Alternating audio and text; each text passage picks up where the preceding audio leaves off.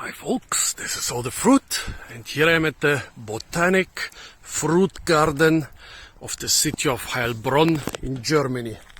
Well, every garden that has the words botanic and fruit in its name is worth visiting. Look how nice. That's where they store all that trash for composting. Well, the thing is, from time to time I have to come to the city of Heilbronn for my work, surveying protected orchids and stuff. And this time I wanted to visit the Botanic Garden. It's May, in quite a cold and wet year, that's why everything is still quite green and not dried up like it used to be the last couple years, even in the month of May. So not exactly fruit season in Germany. It would have been if we had a hot and dry spring, but we had a cold and wet spring with hail and snow and frost just a couple weeks ago. So I don't think I'll get a lot of fruits, but I want to check out what they have here. So when I googled Botanic Garden in the city of Heilbronn, there was no Botanic Garden. Which is really surprising for me, because every German city, as far as I know, has a Botanic Garden. But when I put Botanic Garden in the search bar, it always led me to some other cities. And then when I put in like parks or stuff like that, fruit collections, yeah, then this thing popped up, the Botanic Fruit Garden, or Botanischer Obstgarten. It is not managed by the University of Heilbronn, which seems to be quite a new thing. Yeah, also every city nowadays has a university. Used to be different in my time. No, actually it started in my time, but whatever. This garden is managed not by the university, but by the city of Heilbronn.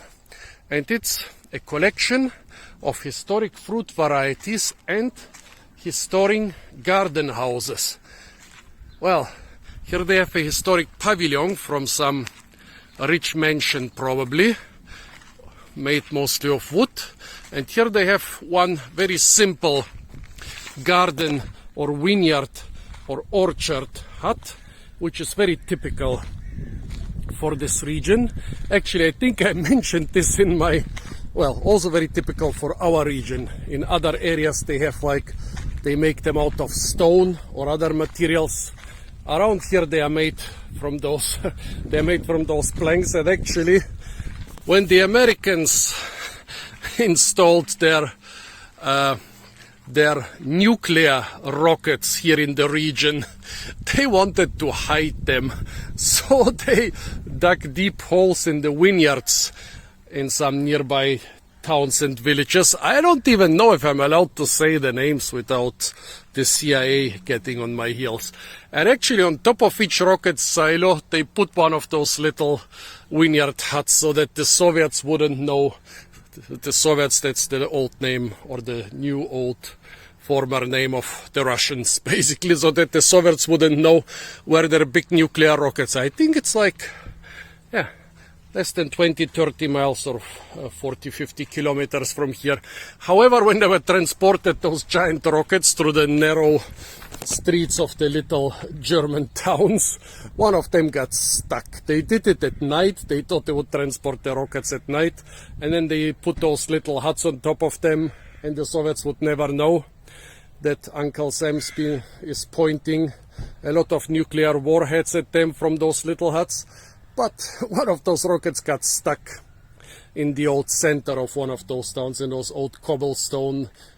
Maybe the streets were already paved with asphalt back then, but the houses were still in quite a haphazard way. So all those little curvy streets, all of them got stuck. And of course the next morning the press was all over the place, and of course the Soviets learned exactly what was going on. So whenever I see one of those things, especially here in the area north of Heilbronn, I always have to laugh, because, yeah, most of them are being used to store tools. I actually have a couple of those on different plots in Heidelberg, and used to also have one in Mannheim.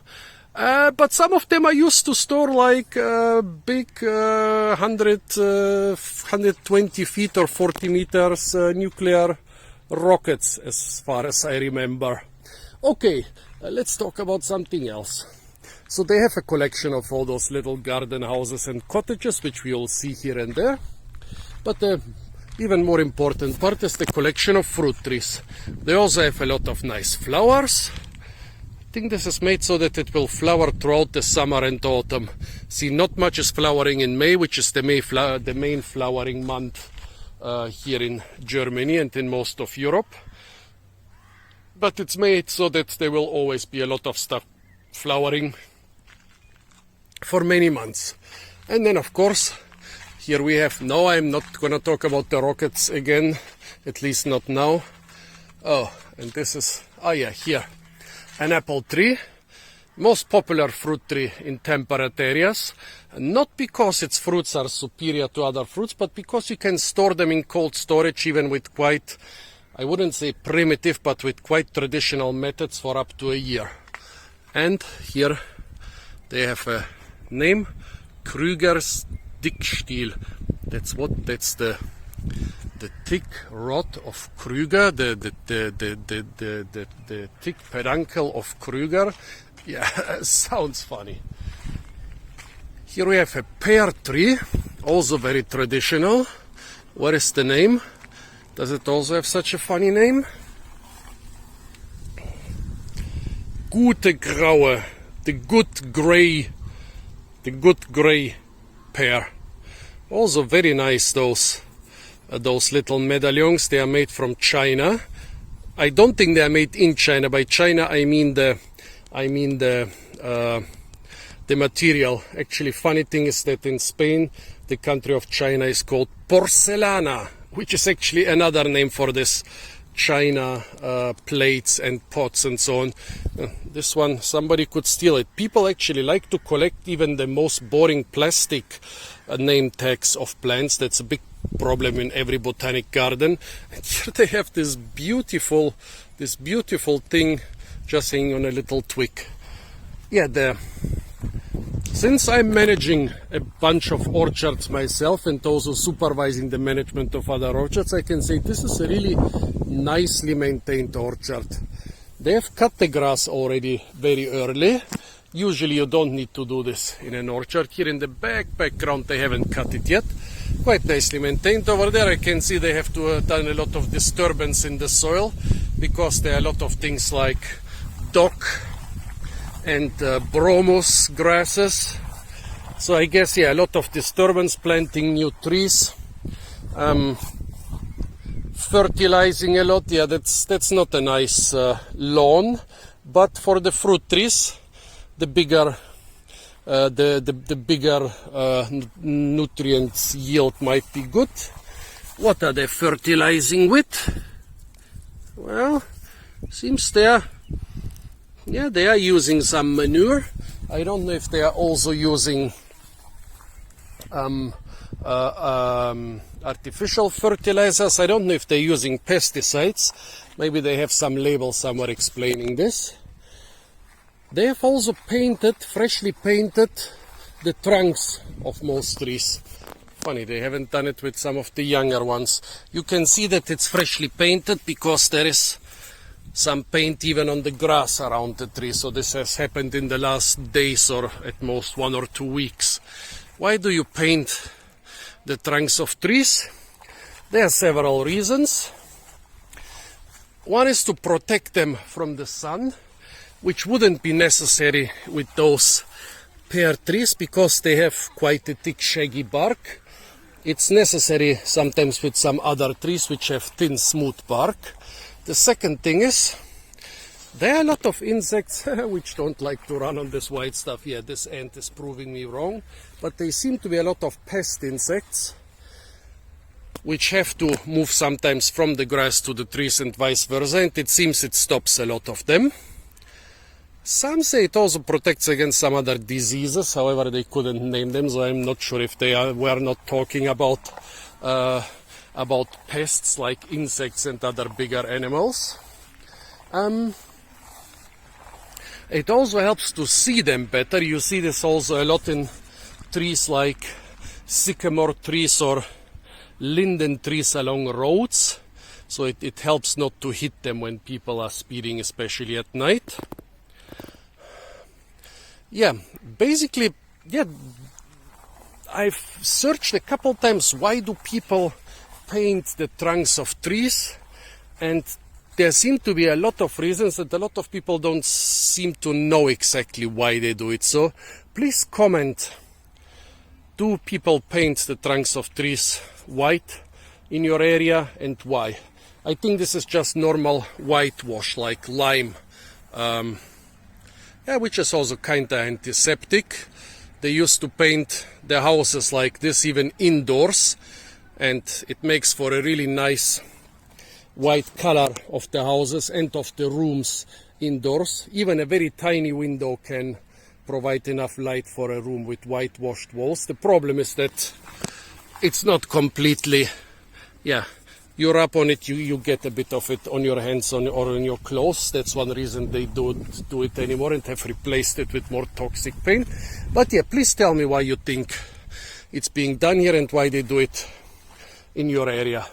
Here you can also see two very important types of how people grow fruits. Like in older times, they used to grow tall fruit trees, which were pruned so that the lower branches were usually like about 2 meters above ground, sometimes a little bit lower. Why? Well, because people would have polycultures, like they wouldn't just have fruit trees. Underneath the fruit trees, they would have like a vineyard. Underneath the vineyard, they would plant wheat or vegetables or other stuff. Or they would have a meadow like here underneath. And when you want to cut the grass in your meadow, or if you make a pasture and want animals in your pasture, you don't want them to eat all the leaves. That's why everything is that high. So because the fruit trees had to share space with other things in traditional agriculture, usually they were tall. The Germans call this Hochstamm or high stem.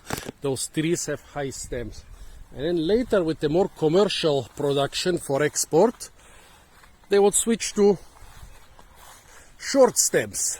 As you can see here, the trees are branching less than half a meter above ground. The highest branches are usually so low that you can still pick the stuff without the ladder. Yeah, here they are being pruned. Basically, here they are being grown like grapevines on wires and stuff. This is often done in those Niedrigstamm or low stem cultures, grow them on wires, but you don't have to. If you don't have wires, you can move easier between the rows. Usually in such modern plantations, here they have just a small one. Usually they do it on a bigger scale, the farmers. Usually have just one variety, and you grow them for selling them, usually to a wholesale vendor, and usually for supermarkets or an export in other cities. Those high stems, those are also, well, yeah, and I think they have done this the same thing here, because let's see, topaz. So topaz is an apple variety I'm not familiar with. Topaz. The other row. Come on, what are the name tags? What are you dog tags?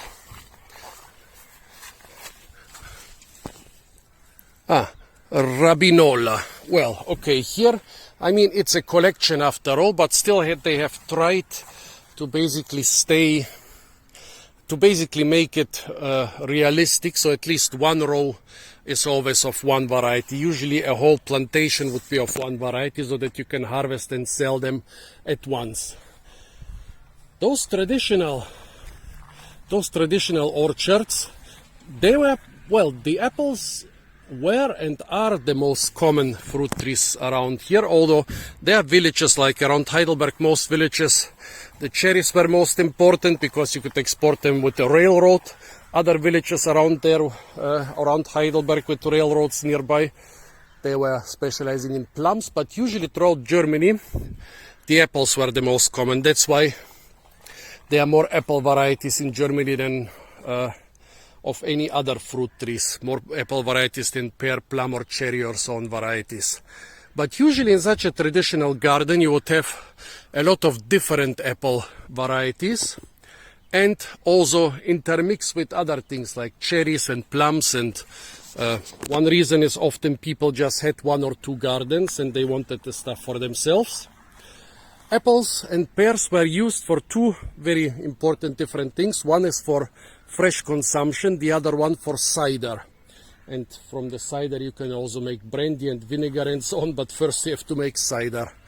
And yeah, of course you also use them for apple cakes and apple sauce and things, but those were basically the two important things: cider and fresh consumption.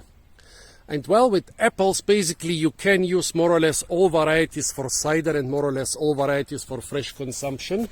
What's different with pears? Do you see pears somewhere around here? With pears the division is much more clear. You have dessert pears and cider pears. The cider pears are usually very tart, but at the same time they have a much higher sugar content than the sweet dessert pears. They are tart because you don't need to breathe out the tartness. The tartness will be bred, the tartness is often good for preserving the cider, but also the tartness will disappear with the time during the process. Well, with the sweet pears you wanted to keep that, but no pears around here. So apples were the most popular thing, but usually you wouldn't have, sometimes you would have apple gardens and pear gardens and plum gardens, but usually they would be mixed. Here we have a more mixed garden, because in every German collection like half of the space is dedicated to apples, then 45% is dedicated to a couple other main fruit trees around here, and then the last 5% is like one tree, no matter of which variety, of some rarer ones. So let's see, here we have cherries. The cherries used to be the favorite fruit of the old Germans, you know, those Germans who fought with Caesar and stuff. Here, by the way, another nice garden house. This is like still on the fancy side. I think this was not a simple farmer or gardener. This was somebody who would also come for fun to their garden. So the cherry was the favorite fruit of the old Germans, not the apple. The old crab apples were horrible. The modern apples are actually hybrids of a lot of Eurasian apple species. And in older times, apples in those northern countries like Germany, Britain and so were sour and disgusting. But the cherries were quite good, a little bit bitter, but the Germans liked them a lot. Around here, there not around here, there is a very popular brandy, the Schwarzwälder Kirsch, which is supposed to be produced only from cherry trees in the Black Forest. However, I know a guy who knew a guy who decades ago would collect the cherry brandy from all the villages, and he said he's going to the Black Forest, he's going to the Odenwald, to the Pfälzerwald, he's going over to France, to the Vogesen or the Vosges Mountains, all those mountain areas where people would still produce a lot of brandy from cherries, and he would all sell it as Black Forest brandy. Here we have the sour cherry. This is a different species. This one is Prunus avium, this is Prunus cerasus. The sour cherries are, a lot more sour, and that's why you use them in a different way. You use them mostly for preserves and for other things where you want a strong cherry taste and a strong sour taste. Those don't taste that strong and are not that sour. Different sour cherry varieties. I always forget this disease, but it's also attacking my sour cherries. Couple of different sour cherries. This is one of the bigger sour cherry trees I've seen around here. In Germany you don't see huge sour cherry trees. Usually they stay small. In Bulgaria I've known a couple really huge ones. Here we have plums, cultivated kinda in the modern plantation way. However, as you can see, they didn't prune them often enough. Here they had to sow off those things. Usually you shouldn't let it come to this, and here you can see some of them have outgrown this cultivation method. Blue plums, I'm pretty sure. The leaves and the young fruits look like blue plums. What have we got here? A plum tree grown in a more traditional way. Here a walnut tree. Walnut, by the way, in America it's called the British walnut because it came to America from the colonizers, from the British. There are also a lot of Native American species which are being grown in Germany, like the black walnut for timber, but not for the nuts. So in America it's called the British walnut. In Britain it's called the Persian walnut. In Russia it's called the Greek nut. And in Germany walnut means Welsh nut. No, it didn't come from Wales in Britain. It came from Valais in Switzerland. Welsh was an old German name for Italian. So, and Valais was the part of Switzerland, like the northernmost part, where there were Italians. So in Germany, basically, it's called Italian nut, which Walnuss is transcended into the English word walnut. And all of those people are right. Like in America, yes, it came from Britain. The British, maybe the most right, because it came from the area around Persia, around the Caucasus, around the Black Sea.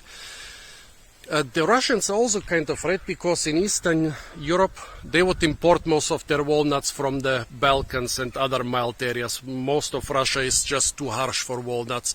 And the Germans were also not wrong, because especially during colder periods, this thing would be more typical for warmer areas, and also most probably it came to Germany from Italy. So all those different languages that call the walnuts different names, all of them are right in some way. Here we have finally a pear tree. Doppelte Philippsbirne. This is the double pear of Philip. Why does Philip need a double pear? It would be really great to be here during the different fruiting seasons, but for the cherries I would have to come in a couple weeks, and for other things I would have come throughout the summer months. Here we have a mulberry. A lot of Germans think that the white mulberries are boring and bland.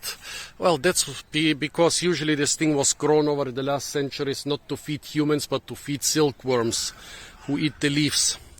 Productivity of leaves was the important part, not the taste. Slowly tastier varieties are coming into Germany, but a lot of the older mulberry trees and also feral mulberry trees are kind of bland. And as you can see with the less well-known tree species, there is no variety here, white mulberry. I mean, there are a lot of mulberry varieties, even in Germany you can buy mulberry varieties, but still. Here we have something interesting. This is a cherry. This is the Portuguese laurel cherry, which grows, well, in Portugal and on the Azores, Madeira, Canary Islands, so it grows all the way to Africa. It's evergreen. And the seeds are very bitter like most cherry seeds, but the fruit is much, much bitter than even the seeds. Bitter in rosacea usually means cyanic acid, so stay away from it. A lime tree, those produce a lot of honey and a lot of flowers for wonderful tea, and you can even harvest manna from them. And the soft wood is also very good for carvings and other things. Here we have some sort of almond, although I'm pretty sure it's some peach almond, but it has no dog tag. Well, almonds used to be grown not so much around here, but more in the area of Heidelberg along the Rhine, and that area would export almonds throughout the Holy Roman Empire. This is the old name of Germany.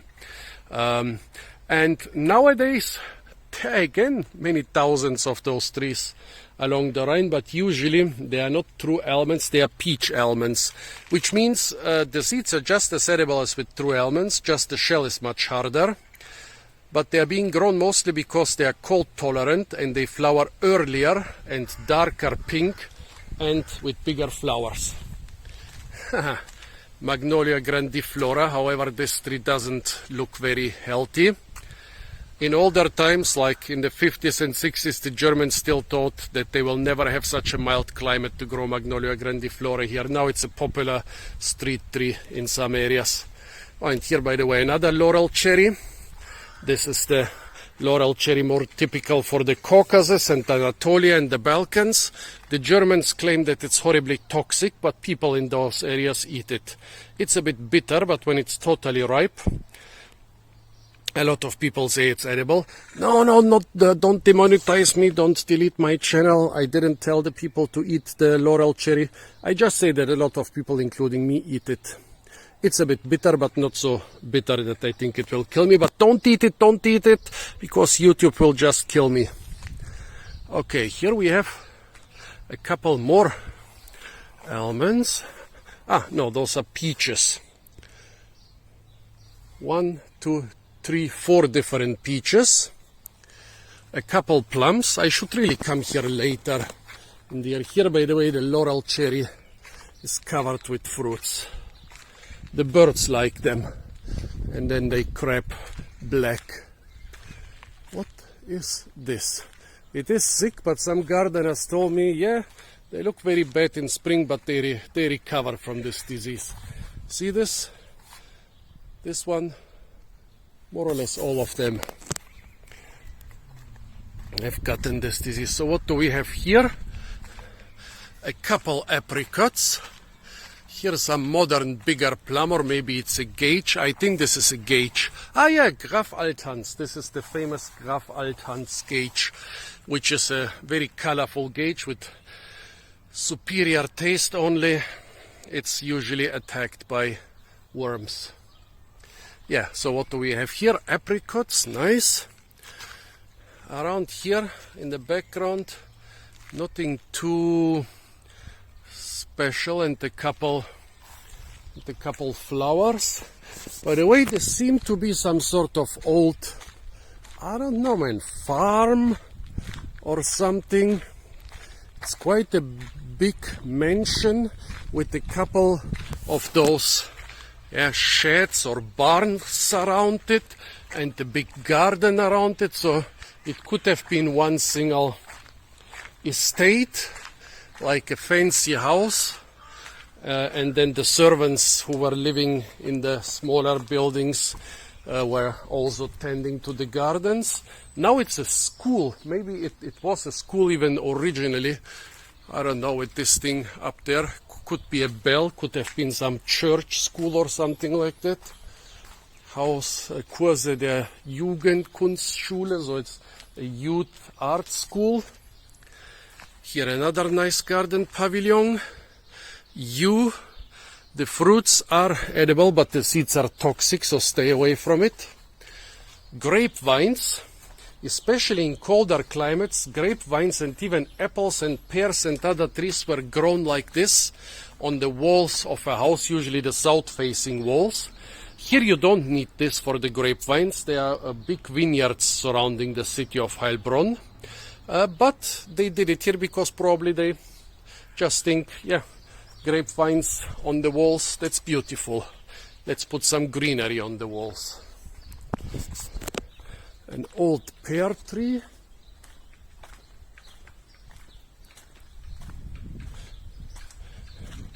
Nice. Also, I guess it was made by the art school.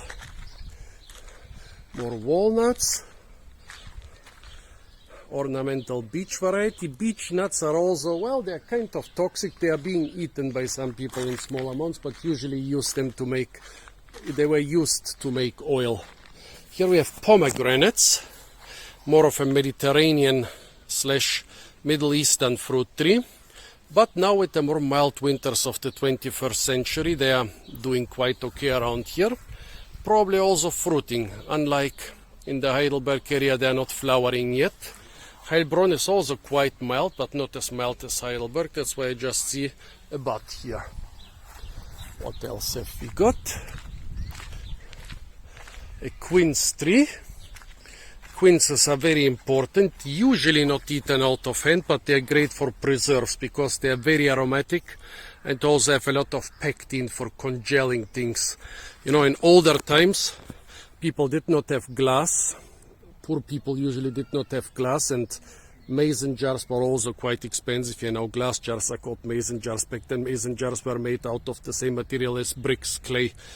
So people would put a lot of preserves in wooden boxes. And something that congels so good like the quince is much better for that than, let's say, cherries, which are full of water. Here another apple tree. Let's see, here we have an ornamental garden, yeah. This is also a big hint that this was either a fancy mansion or a school, because such a big ornamental garden wouldn't exist in a small farm. They would have probably a small ornamental garden somewhere in front of the house or nearby, but not so big. Oops, another quince. And this is one of the more normal garden sheds, like here. You can sit protected by the sun and by the rain, and behind there is just enough stuff to store your tools and maybe a couple chairs. So not the most basic stuff. It has an area to hide from rain and sun, but still quite a simple shed. Here another very simple one, but most people were glad they could afford just such a simple shed to protect their tools from rain and from thieves, and to protect them from rain from time to time. So here we have a lot of artichokes. Those are not typical for Germany. Those are Mediterranean plant. And a lot of different flowers. Interesting.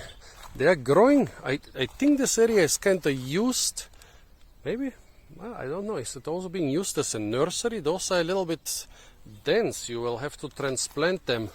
I mean, it is managed by the city gardeners, so they could use the plants to bring them to other parts. Yeah, let's see. I hope there would be a veggie garden here, but right now it's mostly a flower garden. I don't even think they will harvest the artichokes. They will leave them for the big, beautiful flowers. Yeah, it's a flower garden. Let's see what we have here. Some exotic chestnuts, some exotic horse chestnuts. Sorry, the horse chestnut is not closely related to the edible chestnut. There seems to be some exotic apple. Or is this a sorbomalus? Look at the leaves. Some of the leaves resemble sorbus leaves, like Sorbus aria, Sorbus intermedia. I think this is a hybrid between a sorbus and an apple. Why don't you have a dog tag? Yes, this should be a hybrid between a sorbus and an apple.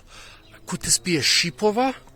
Oh, since they destroyed the shipova in Heidelberg, I haven't had any of those things. It looked very different, but there seem to be a couple different shipovas. Shipova is one of those really enigmatic, super rare fruit trees, which even most fruit enthusiasts have never encountered. I have to come back here in autumn. Yeah, this totally looks like a hybrid of malus and sorbus. Well, I think shipova is sorbopyrus, but nobody says that there cannot be other crazy hybrids. Elderberry in the background, by the way. Somewhere here they had a red elderberry, which I want to show. Lilac, and those are not the normal lilacs around here. This is a rarer lilac species. This is another quite rare lilac species.